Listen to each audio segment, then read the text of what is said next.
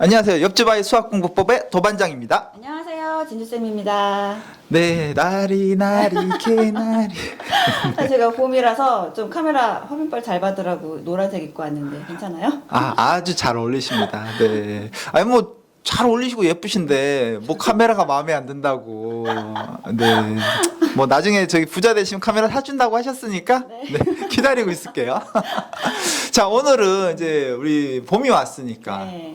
새 마음으로 또 아이들 열심히 이제 학원 보내시려는 엄마들 많으실 거거든요. 네. 자, 이럴 때 제일 궁금한 게 이런 학원 보내지 마라. 이게 이런 학원 가야 된다도 있는데 네. 사실 대부분 다 좀 부정적으로 이런 학원은 좀 피해야 되지 않을까 이런 생각 하시니까 네. 자, 목동 학원 다 섭렵하고 계신 우리 진주쌤 이야기 좀 들려주세요. 일단 가장 좋은 학원은 사실 우리 아이에게 제일 잘 맞는 학원이겠죠. 이제 그래서 제가 지금 말씀드리는 어떤 이런 이제 앞으로 지금 한 3가지 정도 이제 학원 유형을 좀 말씀을 드리려고 하는데 무조건 이런 학원을 다 피해라라기보다는 이런 유형이 우리 아이에게 맞는지 안 맞는지를 조금 파악을 해보시는 게 좋을 것 같다라는 의미로 이제 말씀을 드릴 거고요. 첫 번째로 제가 딱 꼽고 싶은 유형은 일단 학원 상담을 딱 갔을 때 어머니들의 불안감을 조장하는 학원이 있어요. 아, 불안감을요? 그러니까 이제 보통 이제 그런 데는 조금 큰 학원이죠. 앞에 이제 상담 실장님들 계시고 이제 이런 큰 학원들은 일단 이제 가면 얘 어디까지 했어요? 이제 뭐 이런 거. 이거 지금 너무 늦었다. 빨리 해야 된다. 아니면 당장에 지금 뭐 이렇게 해야 된다. 그리고 이제 테스트 같은 거를 봤을 때도 결과지를 이제 딱 보면서 점수가 이렇게 낮게 나왔다. 얘 지금 어디에 큰 구멍이 있다. 이제 이런 식으로 조금 상담을 불안감을 조장하는 학원들이 좀 있는데 아니 근데 사실 그런 학원들이 대다수 아니에요. 많죠.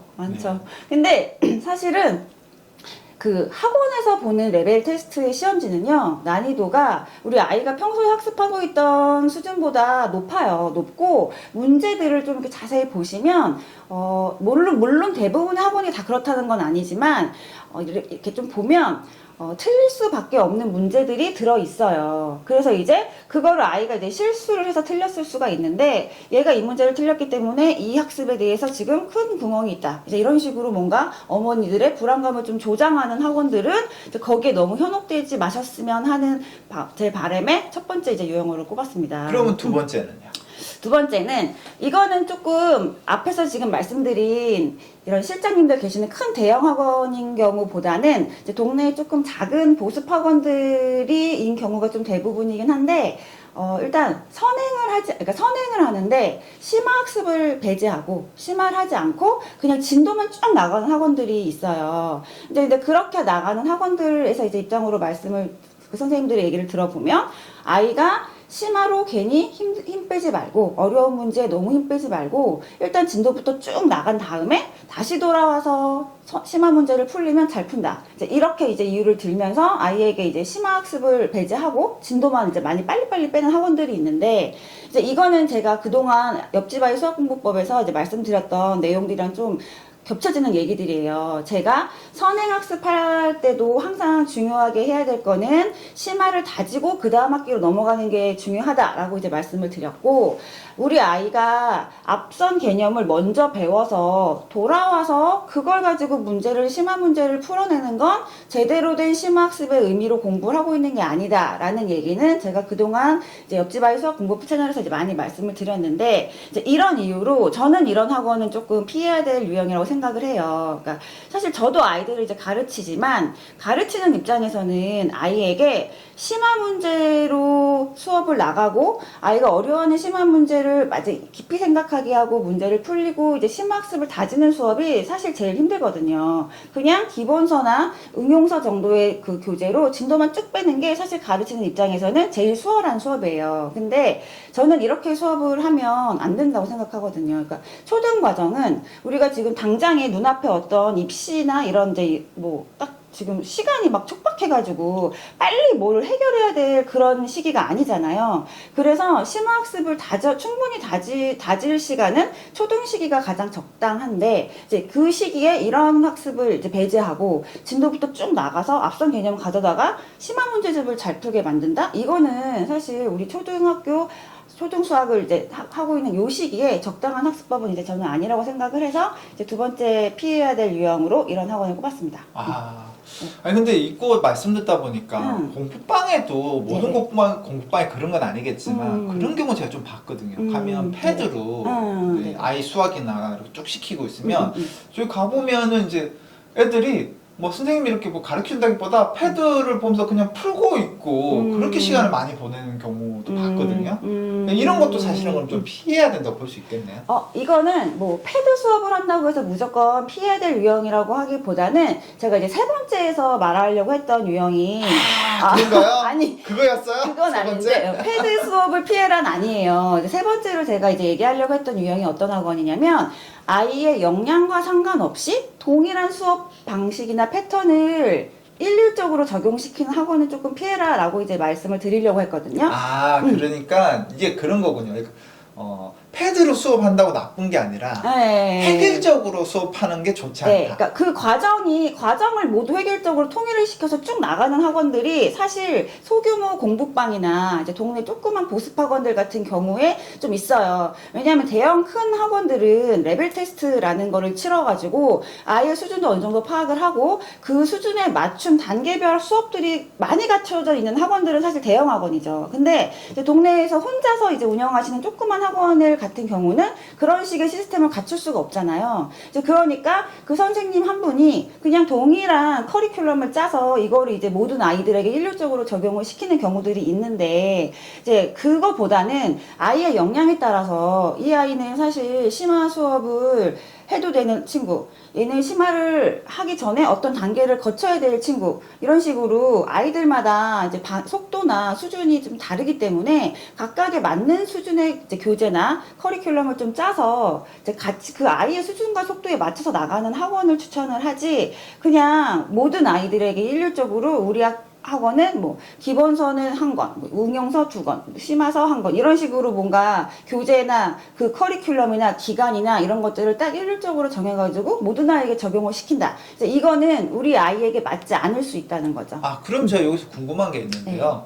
그럼 지금 말씀하신 걸 듣다 보니까 이제 좀 규모가 있는 학원들은 아이의 레벨에 맞춰서 수학의 반이 달라질 수 있는 건가요? 그쵸. 일단 레벨 테스트를 봐서 이제 그거에 따라 반들이 수준별 반들이 다 나눠져 있죠. 제가 올챙이적에 다녔던 학원들은 규모가 작아서 그런지 그냥 수학 가면은 다 같은 문제지에 그냥 같은 진도를 갔거든요. 그러다 보니까 개별 내 수준에 맞게끔 내가 못 따라간다 아니면 더 좀 빨리 간다 이러면 과외를 하는 수밖에 없었는데 요즘 대형 학원들은 그렇지 않게 구조가 만들어져 있다. 대형 학원들 같은 경우는 일단 규모가 크니까 반들도 좀 다양하게 구성이 되어 있고 아이의 이제 테스트를 통해서 어느 정도 수준이 조금 검증하는 절차가 있으니까 그 아이 수준에 맞는 반에 들어갈 수 있어서 이런 문제점들이 좀 덜하지만 일단 근데 그렇다고 막 모든 대형 학원이 전국 어디에 다 있는 건 아니잖아요. 안 그래도 제가 그 질문 드리려고 했거든요. 모든 대형 학원을 간다고 무조건 다 좋은 거냐? 그렇진 않을 것 같아서. 그쵸. 그럼 대형 학원의 장점과 이제 단점이 존재할 거고 또 소형 학원만의 또 장점이 존재할 것 같은데 그 점도 이야기를 좀 들을 수 있나요? 일단 대형 학원 같은 경우는 아이들 원생도 많고 레벨이 많지만 또 그 안에서 이제 원생도 많고 그 반에 수업을 같이 받는 아이들도 이제 많기 때문에 사실 이제 일단 1차적으로 레벨 테스트를 거쳐서 들어온 아이들이기 때문에 그 안에서의 한 명 명의 수준도 차이가 있을 수 있는데 그것들을 선생님이 다 모두 그 아이에게 한 명에게 다 맞춰서 진행을 할 수는 없죠. 대형 학원들은 어떤 시스템에 의해서 돌아가기 때문에 대형 학원은 뭐 우리 이 반은 2달에 한 학기, 이 반은 3달에 한 학기 이런 식으로 딱 정해져 있는 그 커리큘럼대로 이제 나가는 수업인 거죠. 그러니까 이제 그 안에서 우리 아이가 조금 못 따라갈 수도 있고 힘들 수가 있는 상황이 생기는 거죠. 그러면 대형 학원이란 개념은 브랜드가 있는 학원을 대형 학원이라고 얘기하나요? 아니면 이제 사이즈죠. 사이즈? 그러니까 그 단지 이름이 좀 유명하다고 그게 대형 학원이라고 꼭 단정 지을 수는 없다는 거네요. 보통 이름이 유명한 것들이 대형학원 크니까 크고 유명한 것들이 이제 대형학원인데 근데 이제 이 방송 지금 전국에 계신 분들이 보실 텐데 네. 사실 서울의 학군지들은 그런 대형학원들이 많이 있죠. 그쵸. 근데 아마 이렇게 대형학원들이 많지 않은 지역들도 굉장히 많을 거예요. 그러면 이제 작은 소규모 학원들은 이런 대형학원의 시스템을 갖추지 못하고 있는 경우가 많은데 또 이런 학원들 같은 경우에는 또 장점이 있어요. 우리 아이에게 그러니까 인원이 적다 보니까 선생님이 조금 더 우리 아이에게 더 맞는 수업을 할 수가 있으니까 이제 그런 장점을 최대한 살리려면 우리 아이에게 최대한 수준에 맞는 수업을 해줄 수 있는 학원인지 이제 이런 걸 조금 파악을 하고 선택을 하시는 걸 추천드립니다. 아, 이제 소형 학원 찾아갈 때 네. 이제 수도권에 계신 분은 좀 괜찮겠지만 저처럼 이제 저기 바닷가에 딱 살고 있는 사람들 같은 경우는 소형 학원을 여러 군데 찾아가 봐야 되겠네요. 그래서 네. 내 아이의 수준에 맞는 방향으로 해주는 학원을 선택해야 되겠네요. 네. 어차피 네. 그 다 일단 작은 규모지만 공통되게 진행할 거니까. 아, 참 어렵네요. 이제 공부는 각자 하는 거라고 하지만 또 이게 어린 나이의 친구들은 부모가 하나씩 이렇게 다 돌봐줘야 되니까. 그래도 오늘 이 영상을 보시는 분들께 있어서 수학을 좀 더 잘 해나갈 수 있는데 분명히 좀 학원 선택에 도움이 되지 않을까 네. 생각을 가져봅니다. 네. 그리고 제가 끝으로 조금 당부를 드리고 싶은 말은 일단 이런 학원들의 시스템이나 성격이나 성향도 파악하는 것도 중요하지만 그 앞서서 우리 아이의 성향이 어떤지가 먼저 파악이 돼야 되거든요. 학원이 이런 특성이 있다는 걸 물론 잘 알아도 우리 애가 어떤 스타일인지를 모르시면 사실 아무 소용 없는 거예요. 그러니까 우리 아이들이 심화 수업을 어느 정도 따라갈 수 있는 수준을 갖췄는지 아니면 뭐 대형 학원에 조금 많은 아이들 틈에서 경쟁을 하는 걸 좋아하는 아이인지 이제 그런 거 너무 조금 스트레스 받아 하고 소형 학원에서 선생님하고 좀 더 밀착된 수업을 좋아하는 친구인지 이제 이렇게 우리 아이에 맞는 성향부터 먼저 파악을 하시는 게 필요할 거라고 생각을 합니다. 네, 감사합니다. 네, 도움이 되셨나요? 저는 또 다음번에 더 좋은 주제로 찾아오겠습니다. 감사합니다.